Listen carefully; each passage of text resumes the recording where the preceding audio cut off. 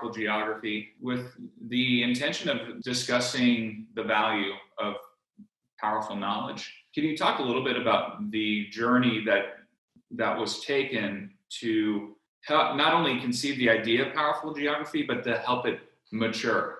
Well, it starts with the GeoCapabilities project. That's a project that initiated around 2012, 2013 as a collaboration between the United States, Finland, and England with David Lambert.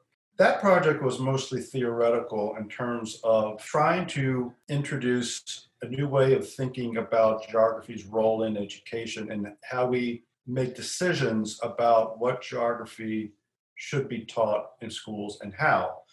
And the capabilities argument doesn't start with those two questions in terms of what geography should we teach and how should we teach. It has two antecedent questions that are meant to inform the what and the how questions.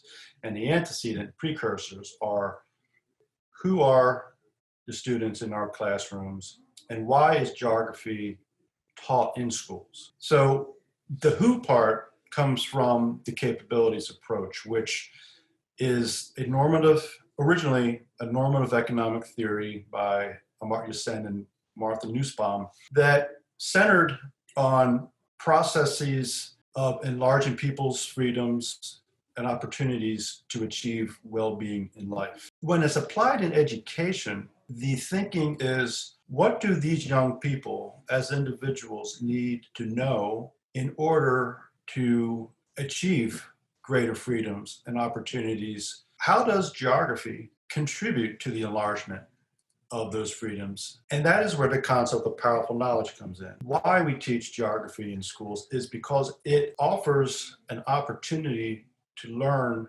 knowledge that helps young people think in distinctive and specialized ways using disciplinary concepts. And individuals who can think geographically have greater potential to achieve well-being in life. Where powerful geography then comes in is, how do we begin to apply some of these ideas from GeoCapabilities in the context of the United States? It seems like we need better indicators to see how and what type of geographic knowledge we should teach. Just like we need better indicators to determine whether or not a country is developed. And a good way to do that is to examine what's happening on the individual level. What are these various dimensions of human capability? And we can apply that idea to education through examining the various dimensions of human capability for students. And even within education, we have this sub-construct of geography that becomes really important. And it seems to me like geographers have done quite a bit in being very persuasive about articulating the importance of geography. And they've been very clear with that through the creation of national standards, through the publication of various helpful educational resources like the 5 themes. But ultimately, how do we get to this third part? What is the value of geography? We could be just as clear and persuasive as we can possibly be, but if it doesn't have value, then we're not going to make any substantive change. That's right. And I think arriving at that value, I think, is what powerful geography intends to do, working from the student context and local realities. I think if you approach it from the reverse way, you come up with those content and performance exemplars from the bottom up, who the students are and their context.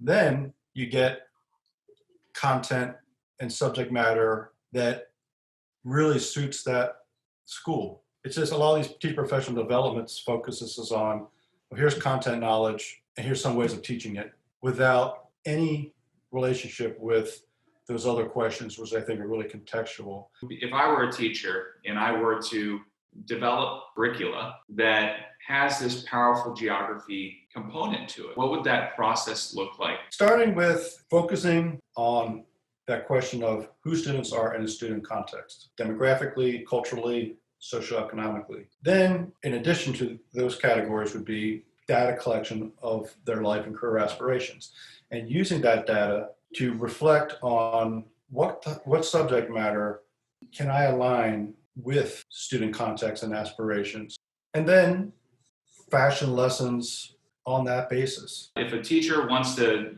have check marks to check off when they create a new lesson, it seems like data on student aspirations, very important. Having an understanding of what's the workforce like out there. It's an economic geography question.